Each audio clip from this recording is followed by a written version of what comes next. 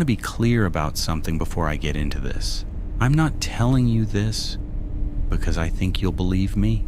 I'm telling you this because I need to say it out loud, or at least put it into words that someone else can read, because the longer I sit with it alone, the more I start to wonder whether I'm remembering it correctly at all. And the thing is, everything I'm about to describe was documented. It was logged. It was captured by systems that don't have opinions, that don't get scared, that don't exaggerate. That's the part I keep coming back to. I can doubt myself all I want, but I can't argue with a system that has no reason to lie. I took the job in late October. I'd been out of work for about 6 weeks, which doesn't sound like a long time until you've lived it.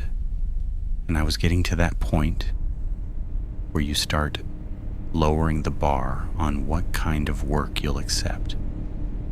I'd done security before, a few years back, for a warehouse distribution center off the interstate. That job was mind-numbing but simple. You walked the perimeter, you checked the doors, you sat in a chair and watched cameras that never showed anything happening. I figured a mall would be roughly the same thing, just with better lighting and maybe a food court microwave I could use on break. The mall was called Lakeview Galleria. I know that name means nothing to most of you. It was a mid-sized commercial shopping center on the east side of town, built in the late 80s, renovated once in 2004, and then again partially in 2011. It had 2 floors, 4 anchor stores, and roughly 130 retail units. Though by the time I started working there, maybe 70 of those were actually occupied by operating businesses. The rest were dark, gated and sealed behind pull-down security shutters. The anchor on the north end, which had been a Macy's, had closed 2 years earlier and was completely gutted inside. You could see the bare concrete floor through the glass doors if you pressed your face close enough. The other 3 anchors were still technically active. A JCPenney, a Dick's Sporting Goods, a regional furniture chain called Bartlett Home that I'd never heard of before and haven't seen since. The mall itself was shaped like a stretched H, 2 long corridors running north to south, connected by a shorter east-west passage in the middle that opened into a wide central atrium with a decorative fountain that hadn't held water in at least a year. The fountain basin was dry and had a thin layer of dust on the tile. Someone had placed 3 large artificial plants around it, I think, to make it look intentional, like it was a planter now instead of a broken fountain. It didn't work. It just looked like a broken fountain with plants in front of it. The security office was on the ground floor, east corridor, tucked between a vacant unit that used to be a GNC and a fire exit that led out to the loading dock on the back side of the building. The office was small, maybe 12 by 14 feet. It had a desk, 2 monitors, a chair that didn't recline as far as it looked like it should, a mini fridge, a wall-mounted first aid kit, a radio charger, and a binder. The binder was thick, maybe 3 inches, and it contained the post orders, which is the security term for your instructions. What to do and when to do it. I'll come back to that binder. My shift was 10 at night to 6 in the morning. The mall closed to the public at 9. The last employees, your retail closers, your cleaning crew, your floor managers doing end-of-day counts, were generally out by 9:45.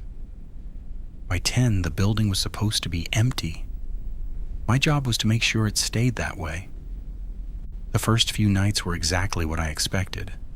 Quiet, boring, long. I'd check in at the security office, clock in using the system terminal, which was a desktop computer running some kind of proprietary security software I'd never seen before.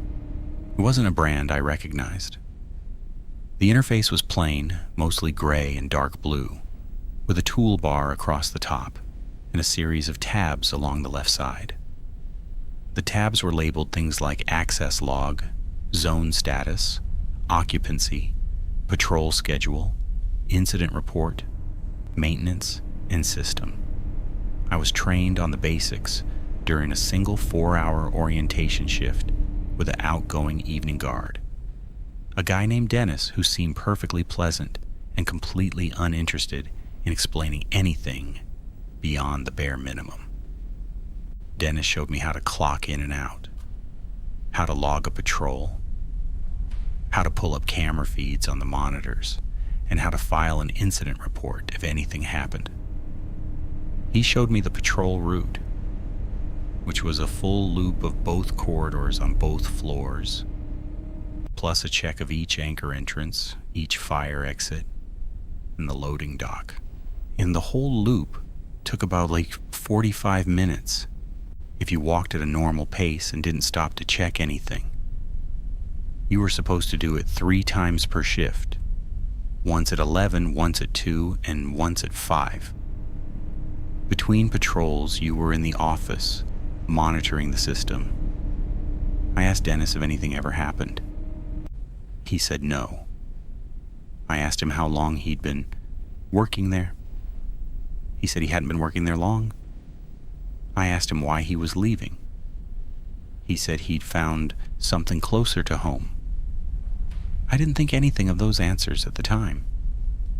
People leave security jobs constantly. The pay isn't great, the hours are bad, and it's lonely work. There's nothing suspicious about someone quitting. The system terminal was the center of everything. You could pull up any camera in the building from it, all 64 of them, arranged by zone. Zone A was the north corridor, ground floor.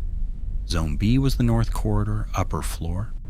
Zone C was the south corridor, ground floor. Zone D was the south corridor, upper floor. Zone E was the central atrium and connecting passage. Zone F was the loading dock and back-of-house service corridors. Zone G was the anchor stores. Zone H was listed in the system as sub-level, which I assumed meant the basement or utility area beneath the building, though I was never given a key to access it. And Dennis told me I didn't need to go down there because it was handled by the maintenance company. Each zone had an occupancy reading. This was displayed on the zone status tab as a simple number next to each zone letter. During operating hours, those numbers fluctuated as people moved through the mall. Sensors at each entrance, each escalator landing, and in each major corridor junction tracked movement and fed the count. After closing, all of those numbers were supposed to drop to 0. On my first night, I checked the zone status tab at about 10:15. After I'd settled in and done my initial walkthrough of the office. Every zone read 0 except Zone G, which read 1. I figured it was a straggler. Maybe a store manager still finishing up in one of the anchors. I radioed the closing supervisor, a woman named Patrice, who I'd been told was my after-hours contact for the first week. She told me that everyone was out, that she'd confirmed it herself before leaving. She said sometimes the sensors lag and to give it a few minutes. By 10:30, Zone G still read 1. I almost called Patrice again, but I didn't want to seem like I couldn't handle a simple first night. So I pulled up the Zone G cameras instead. There were 8 of them covering the 4 anchor stores. I cycled through each one. JCPenney dark and still. Dick's Sporting Goods dark and still. Bartlett Home dark and still. The old Macy's completely black. All of them empty. Not a person in sight. I checked the zone status again. Still 1. I figured it was a glitch. Sensor error. Maybe a rat or a bird had gotten in and tripped something. I made a note in the log, which was something Dennis had told me to do anytime the system showed something I couldn't visually confirm. I typed, Zone G occupancy, reading 1 at 22:15. Visual check via camera shows no occupants. Likely sensor error. I saved the entry and moved on. By 11, I did my first patrol. The mall at night is not what you'd think. It's not particularly scary, or at least not at first. The overhead lights are off, but the emergency lighting stays on, which gives the corridors a pale, flat glow. It's enough to see by. The floor is polished tile, and your footsteps echo, but you get used to that quickly. The storefronts are dark behind their gates, and you can see shapes inside. Mannequins, shelving units, display tables. But they're just objects. They don't move. The escalators are stopped, but still physically there, so you walk up them like stairs. The air handling system runs on a reduced overnight cycle, so there's a low ambient hum throughout the building. It's actually almost pleasant, like white noise. The patrol was uneventful. I walked the entire route, checked every door and gate, found nothing out of place. When I got back to the office, I checked the system. Zone G now read 0. Every zone read 0. I felt a small sense of relief that I didn't fully understand at the time, because I hadn't been aware I was tense until the number changed. I finished the shift without incident, went home, slept, came back the next night and did it all again. The second night was the same, the third night was the same. On the fourth night, I noticed something. I was doing my 11 o'clock patrol, walking the upper floor of the south corridor, when I passed a store called Aura, which was a small women's clothing boutique. The gate was down, the lights were off, and I wouldn't have looked twice, except that as I passed, I heard the faintest sound from inside. Not a voice, not a footstep. It was a chime. A single soft electronic chime, like the sound a register makes when it's powered on, or the sound a door sensor makes in a retail store when someone crosses the threshold.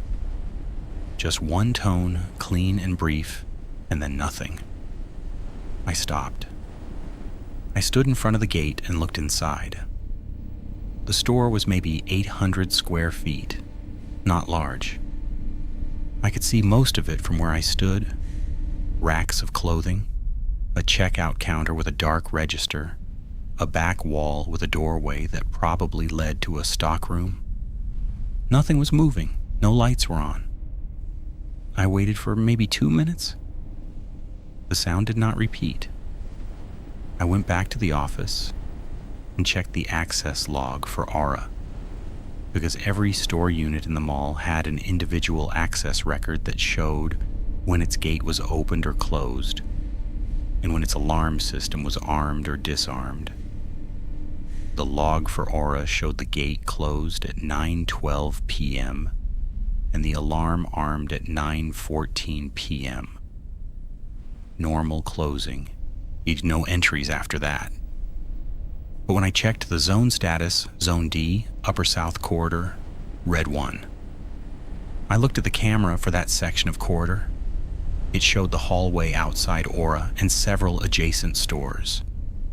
The image was clear. The corridor was empty. I was the only person who had been up there, and I was now back in the office on the ground floor. There was no one in Zone D. I logged it the same way I had before. Zone D occupancy reading 1 at 23:24. Visual check via camera shows no occupants. Possible sensor error. Note, Heard brief electronic tone from Unit 217, Aura, during patrol. No visual source identified. I saved the entry and continued my shift. Zone D dropped back to 0 about 20 minutes later. I didn't hear any more sounds during my remaining patrols. On the 5th night, I decided to read the post orders binder more carefully.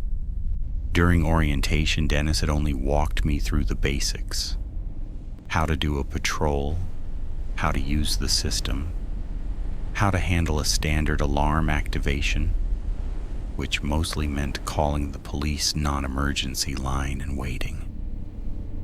But the binder was thick, and I hadn't gone through all of it. I figured if I was going to be sitting in this office for 8 hours, I might as well read my own job instructions. Most of it was standard.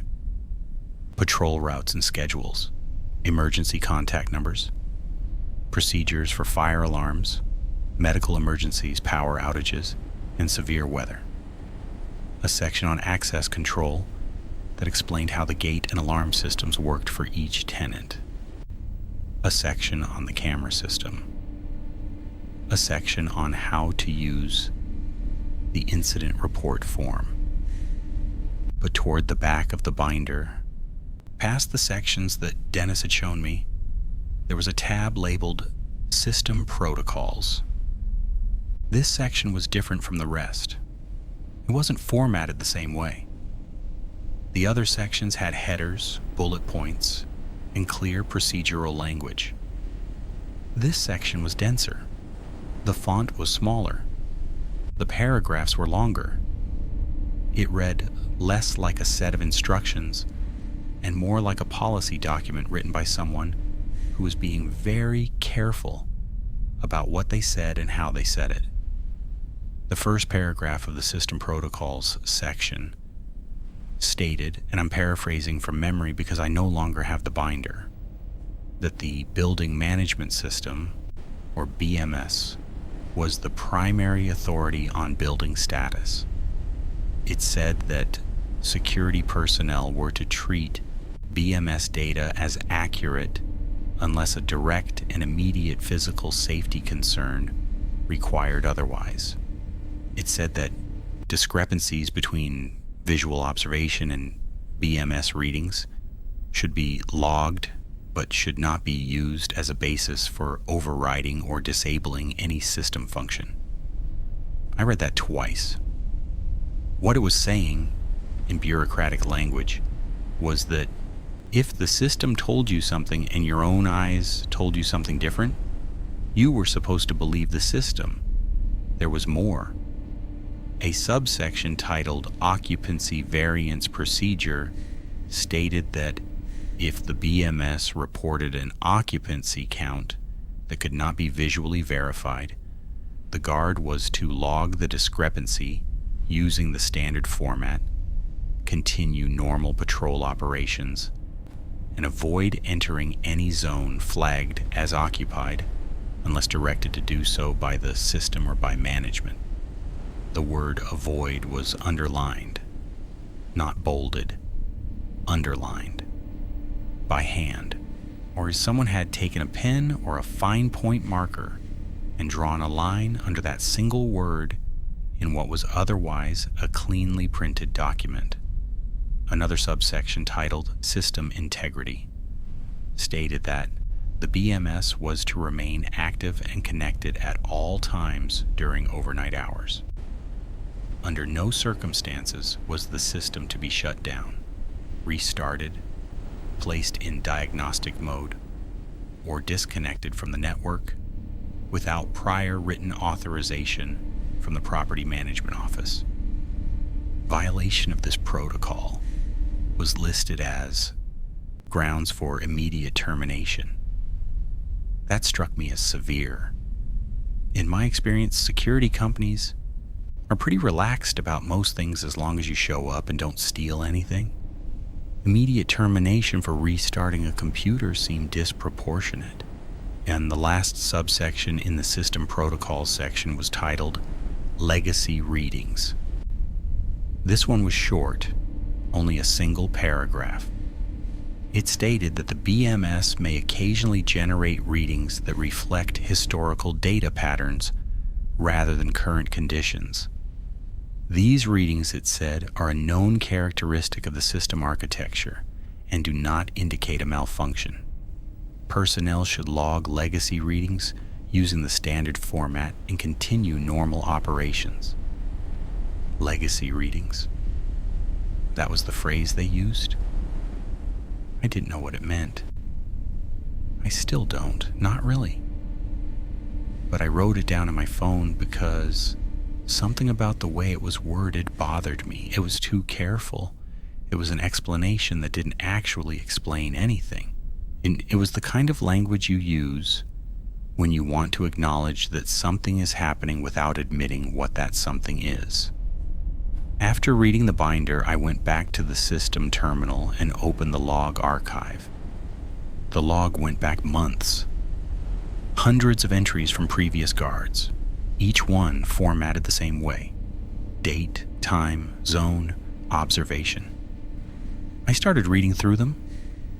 The pattern was immediately obvious. Every single night, without exception, at least one zone registered an occupancy count that didn't match the camera footage. Sometimes it was Zone G, sometimes it was Zone D, sometimes it was Zone A or Zone E. The numbers were usually low, 1 or 2, occasionally 3. The guards had logged each one using almost identical language. Zone letter occupancy reading number. Visual check via camera shows no occupants. A logged per standard procedure. Some of them added the phrase legacy reading in parentheses. A few had added brief notes. No unusual sounds. Checked fire exit secure. Sensor may need recalibration. None of them had filed an incident report. None of them had called management. None of them had described anything as alarming or unusual. They had simply logged it and moved on, exactly as the binder instructed.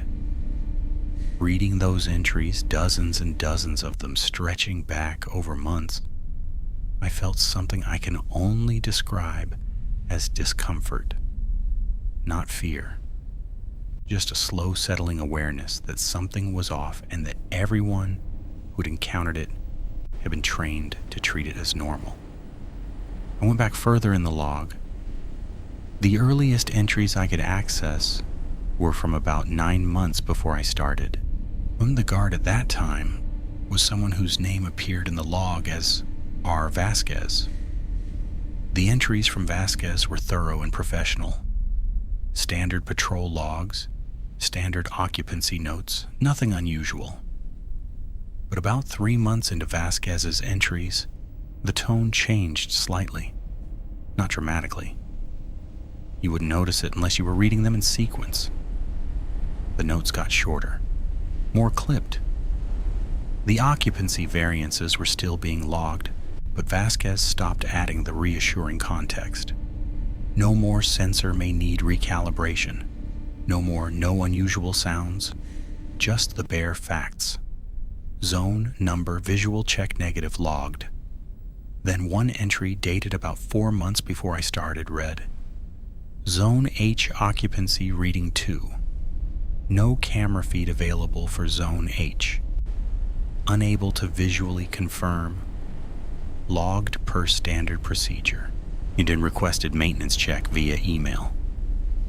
That was the first time I'd seen Zone H come up in the logs. Zone H, the sub-level. The area I didn't have a key for. The area Dennis told me was handled by maintenance. I looked for a follow-up to that maintenance request. I found it 6 entries later, about a week after, in real time. It was a brief note from Vasquez. Received response Zone H maintenance check. Management states Zone H sensors operating within normal parameters. No action required. After that entry, Vasquez's logs continued for another 3 weeks, and then stopped. The next entries were from a different guard, someone named T. T. Okafor. Okafor's entries began without any transition or handoff note. There was no record of Vasquez's departure, no final shift log, nothing. Okafor simply started logging one night as if they had always been there. Okafor lasted about 2 months. Their logs were brief and unremarkable. Occupancy variances noted and logged. Patrols completed. Nothing flagged. Then Okafor's entries stopped too, and after a gap of what looked like 4 days where no logs were recorded at all, a new guard started. That guard was Dennis. Dennis logged for about 6 weeks before I took over. I mention all of this because when I later tried to find out what happened to Vasquez or Okafor, no one at the security company seemed to know or care. I asked my supervisor, a man named Greg, who I only ever spoke to by phone, whether he had contact information for the previous guards. He said personnel records were confidential. I asked if they had left on good terms. He said he didn't have that information. I asked how many guards had worked the overnight shift at Lakeview Galleria in the past year. He paused and then said he'd need to check and would get back to me. He never got back to me. The 6th night is when things began to shift for me internally. Not because anything dramatic happened, but because I started paying closer attention, and the more attention I paid, the less sense things made. I clocked in at 10, I checked the zone status. Zones A through F read 0. Zone G read 1. Zone H read 2. Zone H had never shown a reading while I was on shift before. I stared at it. The number sat there, plain and static. 2. 2 occupants in the sub-level, a sub-level I couldn't access, a sub-level with no camera feeds, a sub-level that, according to management, was handled by maintenance. I opened the access log for Zone H, or there were no entries, no doors opened, no alarms armed or disarmed.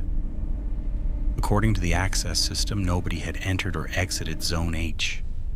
But according to the occupancy system, 2 people were in there. I logged it. I used the standard format. Zone H occupancy reading 2. No camera feed available. No access log entries. Logged per standard procedure. I added because I felt compelled to, unable to physically verify. No key access to Zone H. Then I pulled up Zone G. Occupancy 1, same as my first night. I checked the cameras. All 4 anchor stores dark and empty. Nobody there. I sat back in my chair and looked at the 2 monitors. One showed the zone status screen with its quiet, impossible numbers. The other showed a camera feed of the central atrium. The dead fountain with its fake plants. It's the polished floor reflecting the emergency lighting in a long, pale streak. Everything was still. Everything was silent. The system said 7 people were in the building. Me, 1 in Zone G, 2 in Zone H, and I realized I hadn't checked the other zones again carefully. I looked again. Zone A now read 1. It had been 0 2 minutes ago. I switched the camera feed to Zone A. The north corridor ground floor, empty, absolutely empty. A long, wide hallway lined with dark storefronts, lit by the pale glow of emergency fixtures. Not a soul, not a shadow, not a movement of any kind. Zone A. 1. I watched the camera for 10 straight minutes. Nothing moved. The number didn't change. I tapped back to the zone status screen and watched all the zones at once. As I sat there, Zone E ticked from 0 to 1. The central atrium. I switched to that camera. The fountain, the plants, the empty benches, the escalator frozen mid-stride. Nobody. I'm not a superstitious person. I don't believe in ghosts. I don't watch horror movies. I'm a practical person who, to took a practical job for practical reasons. And I'm telling you that sitting in that chair, watching those numbers populate on a screen while staring at camera feeds that showed me nothing, I felt the first real thread of something I didn't know how to name. It wasn't fear, not yet. It was more like the feeling you get when you realize you've been reading a document and you've missed something important and you need to go back, but you're not sure how far. I did my 11 o'clock patrol. I walked the full route. North Corridor, ground floor, the zone that read 1. I walked slowly. I looked into every store. I checked every bench, every alcove, every restroom entrance. I was alone. The corridor was empty. My footsteps echoed off the tile and came back to me, and nothing else. I walked the upper floor. I walked the south corridor. I walked through the central atrium, past the fountain under the high glass ceiling that showed a black sky with no stars because of the light pollution. I checked every fire exit. I checked the loading dock. Everything was locked. Everything was secure. I was the only living person in that building, and I was certain of it in the way that you can only be certain of something you verified with your own body moving through space. When I got back to the office, the zone status screen read, Zone A, 0. Zone B, 0. Zone C, 1. Zone D, 0. Zone E, 1. Zone F, 0. Zone G, 1. Zone H, 2. And the numbers had changed while I was out. Some had dropped. Some had appeared. Zone C was new, but the total count had actually gone up. 5 occupants now, not counting me, in a building I had just walked the entire length of and found completely empty. I logged everything. I used the standard format. I didn't editorialize. I didn't add notes about how I felt or what I thought. I just recorded the numbers, noted the visual check, and saved the entries. That's what the binder said to do. That's what every guard before me had done. And in that moment, following the procedure felt like the only solid ground I had. The 7th night was when the access logs started bothering me. I'd been spot checking them casually since my first night, but now I started reading them more carefully. The access log recorded every time a door was opened, a gate was raised, or an alarm system was armed or disarmed throughout the entire mall. During operating hours, the log was dense with activity. Hundreds of entries as stores opened and closed, as employees went through back-of-house doors, as deliveries came through the loading dock. After hours, the log should have been almost empty. Just my own movements, my badge opening doors as I did my patrols. But it wasn't empty. Scattered throughout the overnight hours going back weeks and months, there were entries I couldn't explain. A door to a back-of-house corridor opening at 1:14 a.m. and closing at 1:14 a.m. A fire exit on the upper north corridor registering an alarm disarm at 3:22 a.m. and a rearm at 3:23 a.m. The gate for a store called Pacific Eyewear showing a raise event at 12:47 a.m. and a lower event at 12:52 a.m. Each of these entries had an associated credential. The system tracked who opened what and when using badge numbers. I looked up the badge numbers associated with the overnight entries. They didn't match mine. They didn't match Dennis's. They were badge numbers I didn't recognize, and when I searched for them in the system's personnel directory, which I'd been given read access to as part of my standard permissions. They came back with no associated name. Just a number. No name, no photo, no role, no department. Active credentials assigned to no one.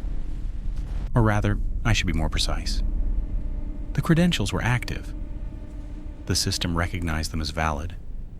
Doors opened for them, alarms disarmed for them, gates raised for them. But there was no human identity attached to them. They were ghosts in the database, if you'll forgive the term. Functional, authorized, and completely anonymous. I counted 12 unique, unidentified badge numbers in the access logs over a 2-week period.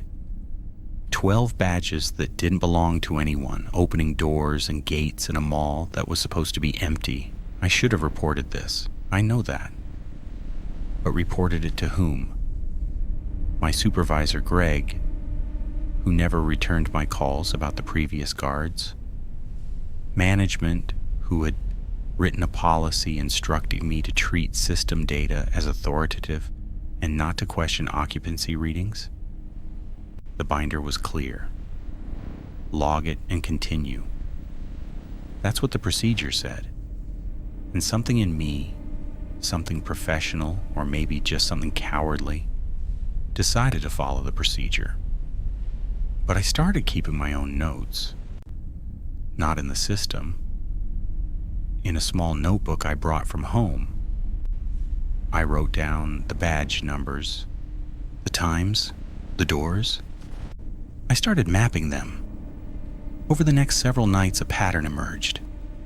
The unidentified badges were not random. They followed routes, consistent, repeating routes that varied slightly from night to night, but always covered the same general areas. One badge, which I started mentally calling Badge 7 because its number ended in 7, appeared most frequently in Zone G, the anchor stores. Its access events traced a path from the loading dock through the back-of-house service corridor to the JCPenney entrance, then to the Bartlett home entrance, then back to the service corridor. It made this loop 2 to 3 times per night. Every night. The timing varied by a few minutes, but the route was consistent. Another badge, which I called Badge 3, was primarily active in Zone D, the upper south corridor. It opened and closed the gates of 3 specific stores. Aura, the women's clothing boutique where I'd heard the chime, a place called Kensington Leather, and a vacant unit that had no name, just a number, Unit 242. Badge 3 would open these gates, keep them open for between 4 and 7 minutes each, and then close them, every night, in the same order. I want you to understand what I'm describing. I'm describing something that behaves like a person, something that has credentials, that follows a route, that opens doors and closes them, that moves through a building on a schedule. The system treated it exactly the way it would treat a real employee performing real tasks. The logs were clean. The formatting was standard. If you didn't know the building was empty, if you only looked at the data, or else you would think this was a normal overnight maintenance operation. Routine, procedural, professional. But nobody was there. I walked to those corridors. I stood in front of those gates. I looked through those cameras. Nobody was there. On the 9th night, I tested something. I'd been watching the log for Badge 3, waiting for it to begin its route in Zone D. Based on the previous nights, it usually started around midnight. So at 11:50, I went up to the upper south corridor and stood directly in front of Unit 242, the vacant unit that Badge 3 always visited. I stood there, and I waited. At 12:03 a.m., my radio beeped. Not a voice transmission. just a system tone. I checked the terminal on my radio, which had a small text display for receiving system alerts. The message read, Zone D, Unit 242, Gate Open 0003. Or as I was standing in front of Unit 242. The gate was not open, it was down, locked, exactly as it had been. I reached out and touched it. Cold metal, solid, unmoving. The gate was closed, but the system said it was open. I stood there for 4 more minutes, staring at a closed gate while my radio logged the gate as open. Then, at 12:07, another alert. Zone D, Unit 242, Gate closed, 0007. The gate hadn't moved. It had been closed the entire time. But according to the system, someone with badge 3 had just opened it, spent 4 minutes inside, and closed it again. While I was standing right there, I pressed my hand flat against the gate. It was the same temperature as before. I crouched down and looked under the gap at the bottom. I could see the dark floor of the empty unit beyond. Nothing was moving. There was no light inside. There was no sound. But the access log now contained an entry that said otherwise. And that entry was as real and as permanent as anything else in the system. I went back to the office and sat down, and I didn't do anything for a long time. I just sat there looking at the screen, thinking, or trying to think, because the thing that was happening to me wasn't something I had a framework for. It wasn't a malfunction. A malfunction is random. A malfunction produces errors and garbage data and system crashes. This was organized. This was scheduled. This was consistent. Whatever was happening in the system, it was operating correctly. It was operating correctly for something I couldn't see. That thought arrived quietly, and it didn't leave. Around the beginning of my second week, I started noticing the time problem. It began small. I would check my phone and see that it was, say, 1:15 a.m. Then I'd do something routine, maybe read a few log entries or cycle through some camera feeds, something that felt like it took 10 or 15 minutes. Then I'd check my phone again and it would be 2:40. An hour and a half gone in what felt like 15 minutes. At first, I chalked this up to the natural distortion that happens when you're doing boring work in a quiet environment. Time gets slippery. Everyone who's worked a night shift knows this. But it kept happening, and it started getting more pronounced. One night, I clocked in at 10, did my standard office check, sat down, opened the system, and the next time I looked at my phone, it was 12:50 a.m. Nearly 3 hours. I had no memory of those 3 hours, not blank memory, not a blackout. And I remembered sitting down and opening the system. I remembered reading the zone status. But the time between those actions and the moment I checked my phone simply wasn't there. It was like a cut in a film. One frame to the next, with the middle removed. I started setting alarms on my phone. Every 30 minutes, it would buzz. This helped mostly. The time gaps became less severe when I had an external anchor, but they didn't stop entirely. Sometimes the alarm would go off, and I'd look at my phone and realize I'd already silenced it 3 minutes ago, even though I had no memory of doing so. And here's the thing that really unsettled me. During those missing periods, the system log showed my activity as continuous. According to the log, I had been doing things, opening camera feeds, cycling through zones, checking access records. The log showed my user ID performing actions at timestamps I could not remember. The system had a record of me doing my job during periods when I wasn't consciously aware of doing anything at all. I don't know how to explain that. I've tried.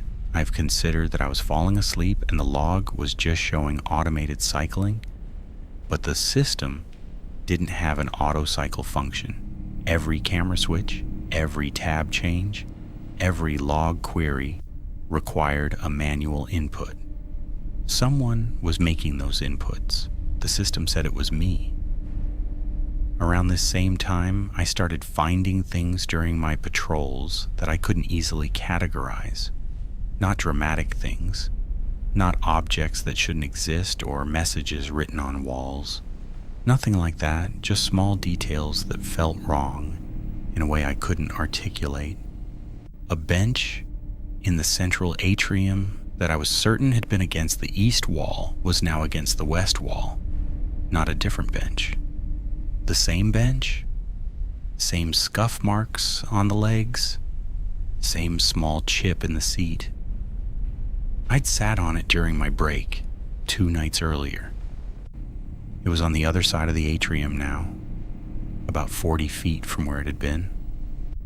A store on the ground floor of the North Corridor, a place called Sun and Surf, that sold swimwear and beach accessories, had a display of sunglasses in its front window that I passed every patrol. The display was arranged on a tiered rack, with the sunglasses fanning out in a semicircle. One night I noticed that all the sunglasses had been turned around. They were facing inward toward the back of the store instead of outward toward the corridor. Every single pair.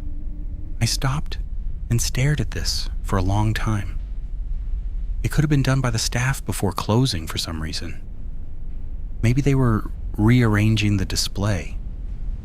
It didn't mean anything on its own, but it felt like something had been adjusted carefully and deliberately by hands I would never see. The ceiling tiles in the upper south corridor near Aura had water stains on them. I knew this because I'd noted them in my first few patrols. There were 3 stains, brownish, roughly circular, each about the size of a dinner plate. They were near a ventilation grate, probably a minor roof leak at some point. One night there were 4 stains. The 4th one was darker than the others, as if it were newer. It was positioned closer to the ventilation grate. I stood beneath it and listened.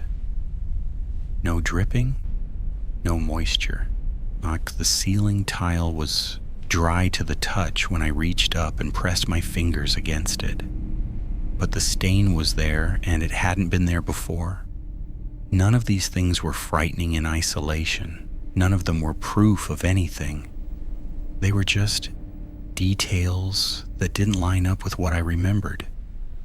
And I couldn't always be certain that my memory was reliable given the time gaps and the sleep disruption that comes with working overnight. But they accumulated. They built a texture. The mall began to feel like a place where things happened just outside the edge of my awareness, where the environment was being managed by someone or something that I shared the space with, but could never directly observe. It was during my 3rd week that the maintenance reports appeared. I found them by accident. I was in the system, poking around tabs I hadn't explored much, and I clicked on the maintenance tab. It opened a log similar to the access log, but formatted differently. Each entry had a date, a time, a location, a description of the work performed, and a field for the technician's name. Most of the entries were mundane. Light bulb replacement, Zone C, corridor fixture 17. HVAC filter change, Zone F, Unit 3. Escalator inspection, Zone E, Escalator 2. But the recent entries caught my attention. There were maintenance events logged within the past week, events that had occurred during my shifts, during the overnight hours. Plumbing inspection, Zone H, sub-level restroom, 2:14 a.m. Electrical panel check, Zone A, breaker room 4, 3:30 a.m. Fire suppression system test, Zone G, Anchor 2, Dick's Sporting Goods, 1:45 a.m. Each of these entries had a technician name, and I didn't recognize any of them. The names were generic: M. Torres, J. Singh, R. Park. There was no associated company listed, no work order number, no external reference. Just the name, the time, and the description. Nobody had been in the building. I'd been there. I'd walked those zones. No maintenance technician had come through the loading dock. No one had checked in at the security office. No one had appeared on any camera. But the system had recorded their work with timestamps and locations and names as if it had all happened normally. I clicked on one of the entries. M. Torres. Plumbing inspection, Zone H, sub-level restroom, 2:14 a.m. There was an additional field I hadn't noticed before, a small text link that said, completion status. I clicked it. The entry expanded to show a brief note. Inspection complete. No issues found. System updated. Below that was a digital signature. A small gray box containing a scrawled mark that was presumably the technician's sign-off. Someone had signed off on work that hadn't happened. Or rather, the system contained a record of someone signing off on work that I had no evidence of happening. The distinction mattered to me at the time because I was still trying to hold on to the possibility that there was a rational explanation. Maybe maintenance was done during the day and the timestamps were wrong. Maybe there was a separate logging system for external contractors that I didn't have visibility into. Maybe I was reading the data incorrectly, but I knew I wasn't. The timestamps were clear, the locations were specific, and the work described was the kind of thing that would require physical presence in the building. When you don't inspect plumbing remotely, you don't test fire suppression systems from off-site. Someone, according to every system in that building, was performing scheduled work in a mall that was empty. I called Greg the next morning after my shift. I told him I had questions about the maintenance records. He asked me what kind of questions. I said there were entries logged during my shifts that I couldn't account for. He was quiet for a moment and then asked if the entries were causing any operational issues. I said no. He said then there was nothing to be concerned about. He said the property management company contracted various maintenance providers and that their schedules didn't always align with security visibility. He said if I had specific concerns about building integrity, I should file a formal report through the system, not call him. I didn't file a formal report. I didn't call him again either. Instead, I started watching Zone H. I couldn't go down there. I didn't have a key, but I could monitor it from the system. I started tracking its occupancy readings obsessively, noting every change, every fluctuation. The pattern I found was different from the other zones. Zones A through G had occupancy numbers that came and went. They'd spike to 1 or 2 for a while, then drop back to 0. Zone H never dropped to 0. Not once in all the time I monitored it. The lowest it went was 1. Most of the time it read 2. Occasionally 3. Once on a night I remember clearly, because it was the night after a heavy rainstorm and the whole building smelled faintly of damp concrete. It read 5. 5 people in the sub-level. 5 people in an area I couldn't access, couldn't see, and couldn't verify. 5 entries in the system, occupying a space that for all I knew might not even be a real functional area. I'd never seen the sub-level. I'd never met anyone who'd been down there. For all I knew, it was a crawl space with some pipes. But the system tracked it like it was a fully operational zone. It had occupancy sensors. It had an access log. It had maintenance records. Whatever Zone H was, the building management system treated it as a legitimate, functioning part of the mall. Around this time, I started to develop a feeling during my patrols that I find difficult to describe without sounding irrational. It was the feeling of being watched, but not in the way you usually mean that. I didn't feel like eyes were on me. I didn't feel a presence behind me or beside me. What I felt was more like being tracked, like something knew where I was, not because it was following me, but because it had access to the same system that tracked my badge. Every time I opened a door, my badge registered. Every time I walked past a sensor, my position updated. The system knew where I was at every moment, and I began to feel as if that knowledge was not passive. I know how that sounds. I know it sounds paranoid. But here's what prompted the feeling. One night during my 2 o'clock patrol, I deviated from the standard route. Instead of going up the north escalator and then crossing to the south corridor on the upper level, I went directly to the south corridor on the ground floor first. A minor change. Not meaningful, just a different starting point. I did it on impulse, without planning it. When I got back to the office and checked the system, there was an entry in the patrol log that I hadn't made. It read, "Patrol route deviation noted. Guard conducted south corridor ground level check prior to standard north escalator approach. Deviation logged.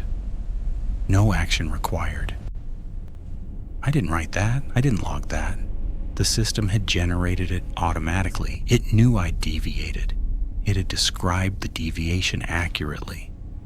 And it had filed the record itself in clear grammatical English, with no input from me. I scrolled back through the patrol logs. I'd never noticed before because I'd never looked closely, but there were other automatically generated entries scattered throughout the logs going back weeks. Most of them were small notations. Guard paused at Zone E bench for 4 minutes. Guard checked fire exit D7 twice. Guard radio transmission at 0315 received no response, no dispatch active. Each one was a precise observation of something a guard had done, logged by the system without the guard's involvement. The system was watching me. Not metaphorically, literally. It was observing my movements, my pauses, my habits, and it was recording them with the same methodical precision that it used to record everything else. I was just another data point, another occupant, another entry in the log. And that's when I realized that the occupancy count for the building, the one I checked every night, the one that always seemed too high, already included me. I'd always assumed that the count was wrong because it showed people who weren't there. But maybe it was wrong because of what it meant by people. Maybe the system wasn't counting humans. Maybe it was counting something else. And I just happened to also be one of the things it counted. I need to tell you about the night of November 17th. This was near the end of my 3rd week. I'd been growing increasingly uneasy, but I was still showing up, still doing my job, still following the binder. Partly because I needed the money, partly because nothing had actually threatened me. The system was strange, the data was strange, but nobody had jumped out of a dark corner. No harm had come to me. It was all just information. Unsettling, inexplicable information, but nothing more. On November 17th, I clocked in at 10 and immediately noticed something different on the zone status screen. And there was a new indicator I'd never seen before. Next to Zone H, instead of a number, there was a small icon, a triangle with an exclamation point. I clicked on it. A text box appeared with a single line. Zone H, Procedure 7, active. I didn't know what Procedure 7 was. I went to the binder. I flipped through every section. I couldn't find any reference to a Procedure 7. The procedures were numbered 1 through 5 in the standard operation section. There was no 6. There was no 7. But the system had invoked it, and the system, as I'd been repeatedly told, was the primary authority. I went back to the terminal. The text box was still there. Below the line about Procedure 7, a new line had appeared. Security response required. I stared at it. Then I clicked on the line and a new window opened. It was formatted like a task assignment. At the top it said, Procedure 7 Security Checklist. Below that was a list of instructions. Confirm all exterior doors secured. Confirm all anchor store entrances sealed. Confirm all escalators in off position. Confirm HVAC system in overnight mode. Confirm fire suppression system armed. Proceed to Zone H access point, sub-level door, corridor F12, and confirm door is sealed. Log completion of all items. Return to security office. Do not deviate from checklist. Do not enter Zone H. The last 2 lines were in red text. Everything else was in the standard dark blue. I read the list 3 times. Items 1 through 5 were routine. Things I effectively checked every patrol. Items 6 through 8 were specific to Zone H. I was being asked to go to the sub-level door, the door I didn't have a key to, and confirm it was sealed. I sat there for probably 10 minutes, just looking at the screen.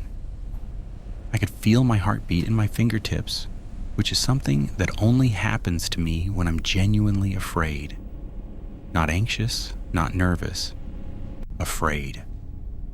Because the system was telling me to go to the one place in the building I'd never been, the one zone that never showed 0 occupancy, and verify that the door was sealed.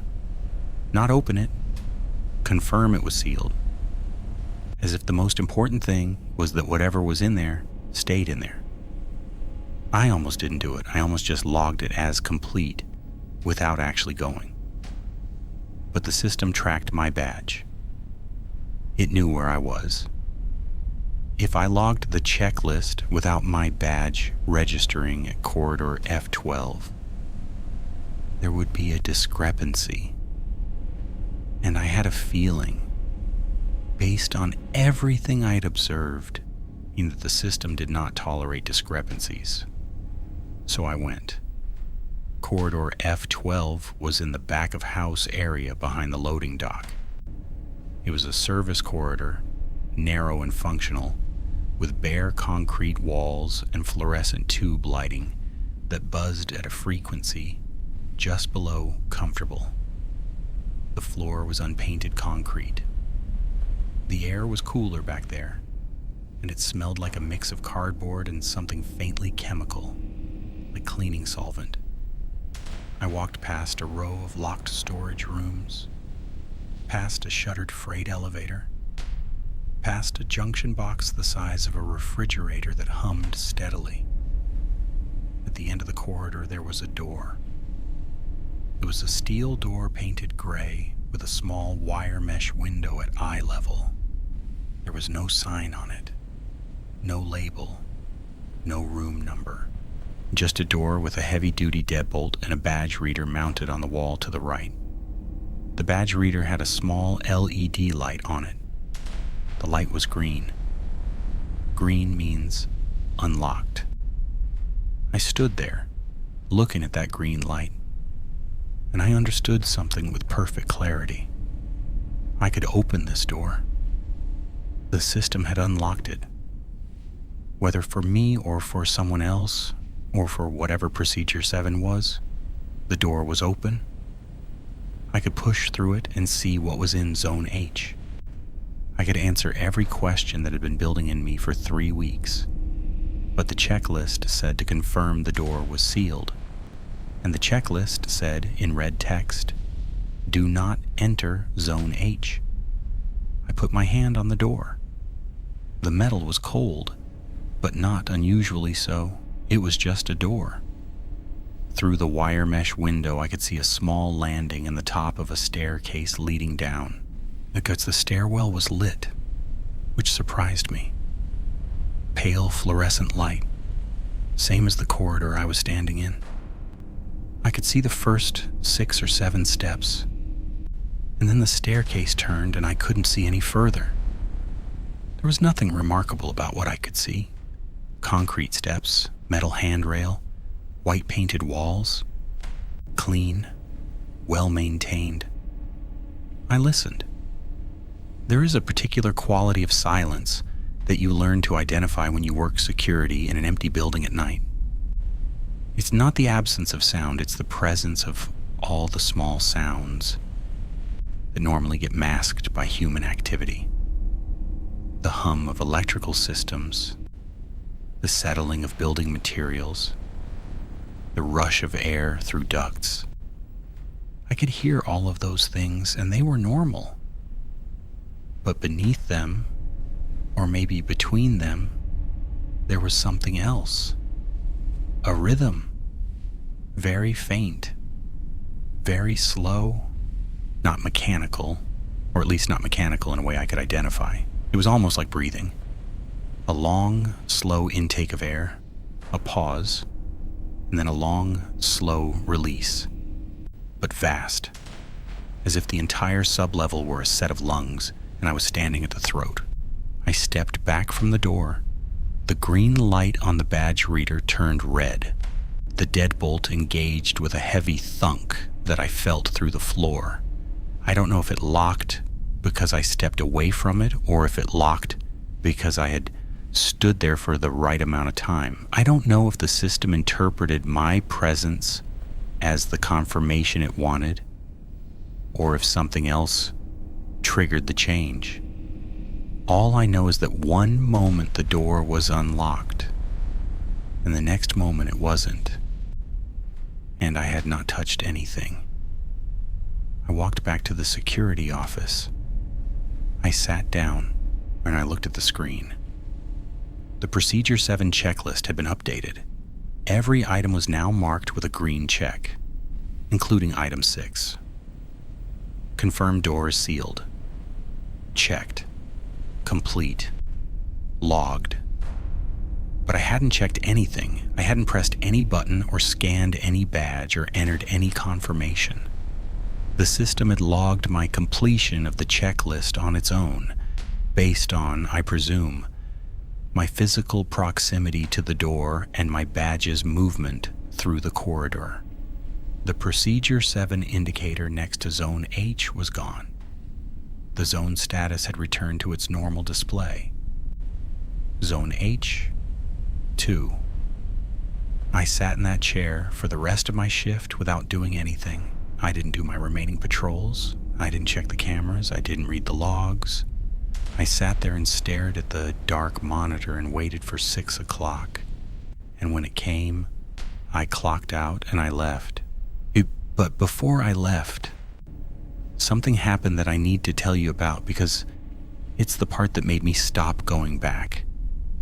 At 5:48 a.m., 12 minutes before the end of my shift, the system generated an alert on my terminal. I heard the chime and looked at the screen. It was a standard format message, the kind I'd seen dozens of times for routine notifications. But the content was different. It read, Shift Summary. Guard, my full name. Shift October 17th to October 18th. Performance satisfactory. All procedures completed. Next shift, October 18th to October 19th. Note: Guard has adapted well to overnight operations. Recommend continued assignment. The system had evaluated me. It had assessed my performance, rated it satisfactory, and recommended my continued assignment. Not my supervisor, not Greg, not the security company, the system. The BMS, each as the building management system, the piece of software running on a desktop computer in a 12 by 14 foot office in a half-dead shopping mall. It had reviewed my work and it had approved of me. I read that message 3 times and then I logged out and I walked to my car and I drove home, and I didn't go back. I called in sick for my next 3 shifts. Then I called Greg and told him I was resigning. He asked if there was a problem. I said no. He asked if I'd like to discuss it. I said no. He said he'd process the separation paperwork and wished me well. He didn't ask me to return my badge. I still have it, actually. It's in a drawer in my kitchen. Sometimes I take it out and look at it, this small piece of plastic with my photo and my name and a barcode that, for all I know, is still active in the system. Because that's the thing. When I left, I didn't deactivate anything. I didn't go through an exit procedure. I just stopped showing up. And I've thought about that a lot in the months since, because I know how the access log works. I know that every badge has a status, active or inactive. Mine was active when I left. Nobody told me they'd deactivate it. Nobody asked for it back. For all I know, the system still tracks it. For all I know, there's an entry in the access log right now, at whatever time you're reading this, that says my badge is somewhere, that I'm somewhere. Maybe sitting in my kitchen 6 miles from the mall, but still registering as part of the occupancy count. Still being tracked, still being logged. I drove past the mall once, about a month after I quit. I didn't plan to. I was just in that part of town running an errand, and I found myself on the road that runs along the east side of the property. It was about 9:30 at night.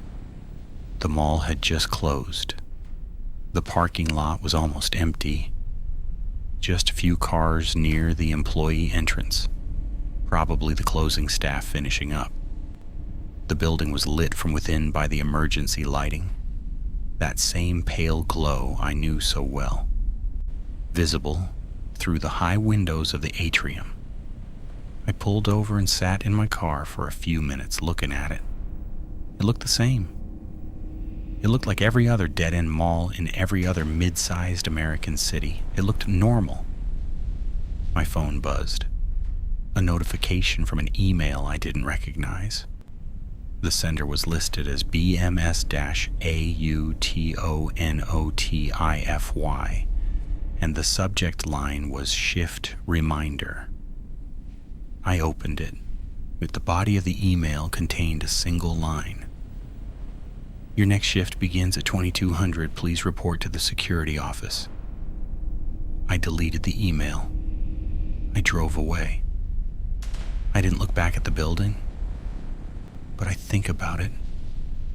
I think about it at night, mostly.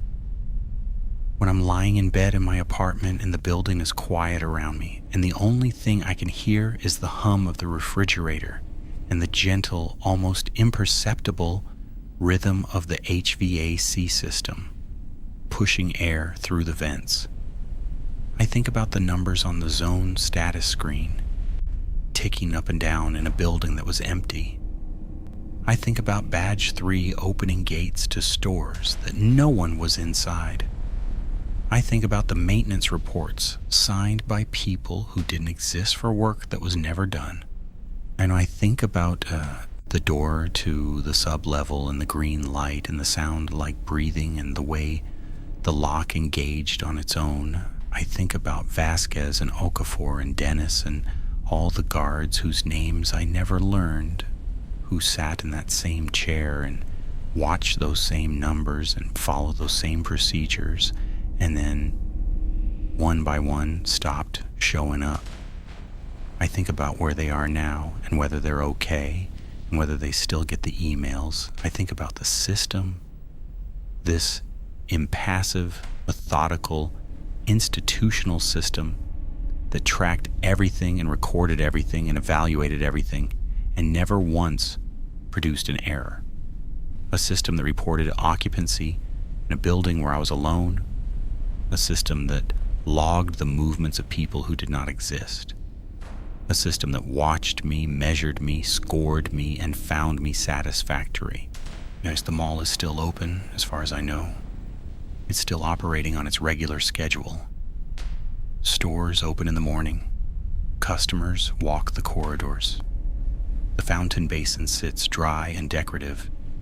And every night at 9, the building empties out, and the lights dim, and the system keeps running. The zone status screen keeps counting. The access logs keep filling. The maintenance reports keep getting signed. And somewhere in that system, I'm sure my badge is still active. My name is still in the directory. My shift summary is still on file. Performance satisfactory. Recommend. Continued assignment. I don't think the system let me leave. I think the system let me think I left, because the log doesn't show a termination date for my credentials. I checked once in those first few weeks after I quit, when I still had remote access to my email and the system pushed a link to the BMS portal that I was apparently still authorized to view. I logged in just once and I looked at my personnel record. Status, active, role, overnight security, last shift, logged, the date I quit. But the next field read, next shift scheduled, and it had tomorrow's date. It always has tomorrow's date. I've never checked again, but I know, in the way you know something without needing to verify it, that if I logged in right now, it would show tomorrow's date. And the day after that. And the day after that. The system doesn't acknowledge my absence. It just keeps scheduling me. It keeps expecting me. And maybe the most disturbing thing, the thing that sits at the bottom of all of this like sediment in a glass, is that every time I lie awake at 3 in the morning and listen to my apartment and hear the hum of the vents and the silence of the hallways and feel that particular quality of stillness that comes in the dead of night, a part of me wonders whether I'm really here at all. Whether this apartment, this bed, this life I'm living is the real thing, or whether the system is right and I'm still there, sitting in that chair, watching those numbers, performing my role in whatever operation that building is running in the dark. Because the system doesn't make mistakes. The binder was very clear about that. The system doesn't make mistakes. And according to the system, I never left.